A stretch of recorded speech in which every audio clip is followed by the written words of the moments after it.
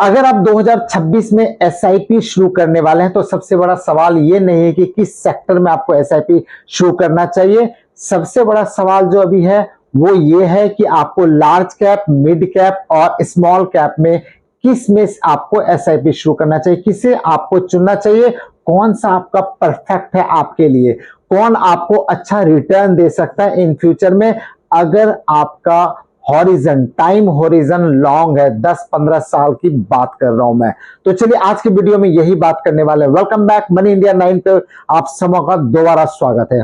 तो पहला पॉइंट देखते हैं कि हम एसआईपी लार्ज कैप में करना चाहिए, मिड कैप में करना चाहिए, स्मॉल कैप में। उससे पहले हम जानेंगे कि जो एसआईपी इन सब कैप में होता है वो कैप है क्या, यानी कि लार्ज कैप क्या है। लार्ज कैप वो कंपनी जो टॉप 100 कंपनीज मान के आप चलो इंडिया का, उसको लार्ज कैप कहते हैं। जैसे रिलायंस है, HDFC bank, ICICI bank, state bank of India, ये जो कंपनीज होते हैं टॉप 100 कंपनीज, उसको आप लार्ज कैप की तरह मान सकते हैं। ये आपका लार्ज कैप है।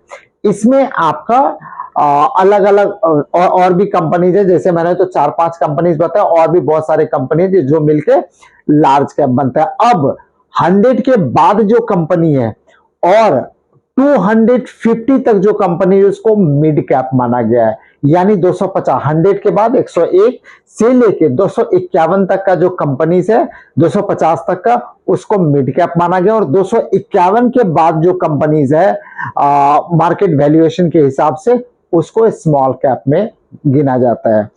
तो सबसे ज्यादा जो रिस्क फैक्टर होता है वो होता है स्मॉल कैप में, आपको पता है।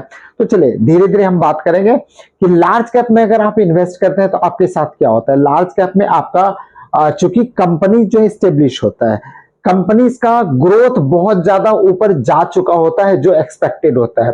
तो उस कंडीशन में क्या होता है कि ग्रोथ आपका एक लिमिटेड होता है, मॉडरेट होता है, लेकिन इसमें रिस्क ना के बराबर है, कम रिस्क है। ऐसा नहीं कि बिल्कुल रिस्क नहीं है, रिस्क कम है। अगर लार्ज कैप म्यूचुअल फंड्स आपने लिया है या लेने वाले हैं तो इसमें आपको रिस्क कम है, लेकिन मॉडरेट रिस्क के साथ साथ आपका रिटर्न भी मॉडरेट ही है। बहुत ज्यादा रिटर्न की उम्मीद नहीं कर सकते क्योंकि ये लार्ज कैप है।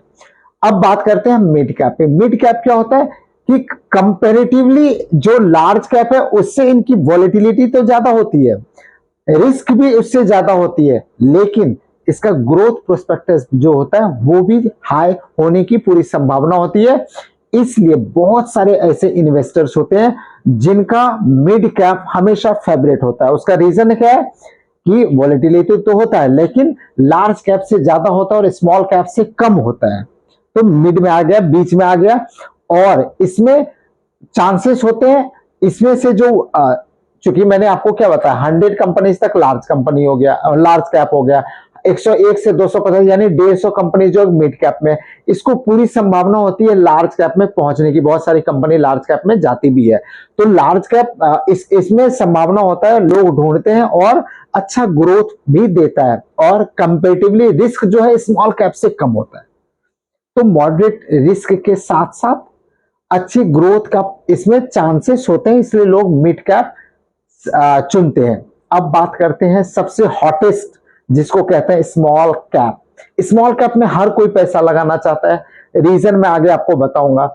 स्मॉल कैप में मैक्सिमम रिस्क है, बहुत ज्यादा रिस्क है, वॉलेटिलिटी बहुत ज्यादा होती है, लेकिन इसमें ग्रोथ के जो चांसेस होते हैं वो भी बहुत ज्यादा। लेकिन ऐसा बिल्कुल नहीं, ऐसा बिल्कुल सोचना गलत है कि स्मॉल कैप है तो मल्टी बैगर बनेगा, ये बिल्कुल गलत बात है। ये सोच ही हमारी गलत है। बहुत सारे ऐसे कंपनी स्मॉल कैप है जो कि मल्टी बैगर नहीं बनते हैं, वो आपके पैसे को डुबा सकते हैं। जो भी वीडियो हमारे चैनल्स पे होते हैं वो सब के सब, इंक्लूडिंग दिस वीडियो, सब सिर्फ एजुकेशनल पर्पस के पॉइंट ऑफ व्यू से बनाया जाता है।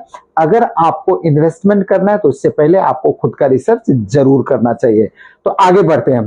तो ये मैंने आपको समझाया कि लार्ज कैप, मिड कैप और स्मॉल कैप में डिफरेंस क्या है। अब एक एग्जांपल ले लेते हैं कि आपको क्या करना चाहिए। अगर आपका टाइम होरिजन बहुत ज्यादा है, 5 साल का है, आप लार्ज कैप में खुश रहिए। 10 साल तक का है, मिड कैप में आप जा सकते हैं, और 15 से 20 साल का है तो स्मॉल कैप, क्योंकि स्मॉल कैप में आप जा सकते हैं। लेकिन स्मॉल कैप हमेशा वोलेटाइल होता है। अगर आप उसको सह सकते हैं तो स्मॉल कैप में जाना है, नहीं सह सकते स्मॉल कैप में जाने की जरूरत नहीं है। अब एक एग्जांपल के तौर पर मैं देखता हूं कि 5,000 रुपए आपको हर महीने इन्वेस्ट करना है, तो 5,000 ये एक सिर्फ कैलकुलेशन है, ये कोई जो है आइडिया नहीं दे रहा हूं मैं आपको, ये सिर्फ कैलकुलेशन है कि 5,000 रुपए आपको करना है। तो कैलकुलेशन कहता है कि 2,000 आपको लार्ज कैप में करना चाहिए, 2,000 आपको मिड कैप में करना चाहिए और 1,000 आपको स्मॉल कैप में करना चाहिए, ताकि डाइवर्सिफिकेशन आपका बना रहे। ये एकदम कैलकुलेटेड डाइवर्सिफिकेशन है। अब आगे बात करते हैं हम 10,000 एक एग्जांपल ले लेते हैं। तो 10,000 में क्या करना चाहिए कि 3,000 रुपया आपको रखना चाहिए लार्ज कैप में, 3,500 रखना चाहिए आपको मिड कैप में, और जो रेस्ट बच गया 3,500 के आसपास बच गया वो आपको रखना चाहिए स्मॉल कैप में। क्योंकि जैसे जैसे अमाउंट बढ़ा स्मॉल कैप में हम बढ़ा रहे हैं, आप ध्यान दे रहे होंगे। अब सपोज करते हैं 20,000 रुपया देना है आपको, तो 20,000 में आपको 6,500 रुपया मान के चलिए लार्ज कैप में, 6,500 या 7,000 रुपये मान के चलिए आप मिड कैप में, और 7,500 रुपये आपको स्मॉल कैप में रखना चाहिए। ये सिर्फ कैलकुलेशन है, ये कोई आइडिया नहीं, मैं दोबारा बोल रहा हूं, ये सिर्फ कैलकुलेशन है। आप अपना रिसर्च खुद करेंगे अगर आप इन्वेस्ट करने वाले हैं तो। मोस्ट इंपॉर्टेंट कि जो गलतियां हम क्या करते हैं म्यूचुअल फंड्स में इन्वेस्ट करने वाले लोग, कि जो लास्ट ईयर बेस्ट परफॉर्मर किया गया है स्मॉल कैप में, उसमें हम सारे लोग वहीं जा रहे हैं, हम भी वहीं जाएंगे। तो स्मॉल कैप में ऐसे नहीं जाना है। ये जो इस तरह पैसा लगाते हैं वो बहुत बड़ी गलती करती है, वो फोमो के चक्कर में फंस जाते हैं। फोमो क्या होता है? फोमो होता है एक डर। फोमो होता है कि आपको ये जो है ना डर रहता है कि सारे पैसे कमा लेंगे, मैं पीछे ना रह जाऊं। फियर ऑफ मिसिंग आउट इसका फुल फॉर्म होता है कि हम मिस ना कर दें, सारे लोग पैसा स्मॉल कैप से कमा रहे हैं, मैं पीछे ना रह जाऊं। तो ये फोमो के चक्कर में आप बिल्कुल मत पड़िए। जब भी इन्वेस्ट कीजिए काफी कैलकुलेशन के साथ, जो आपके गोल, जो आप गोल बनाएंगे, म्यूचुअल फंड्स में हमेशा गोल बनाना है।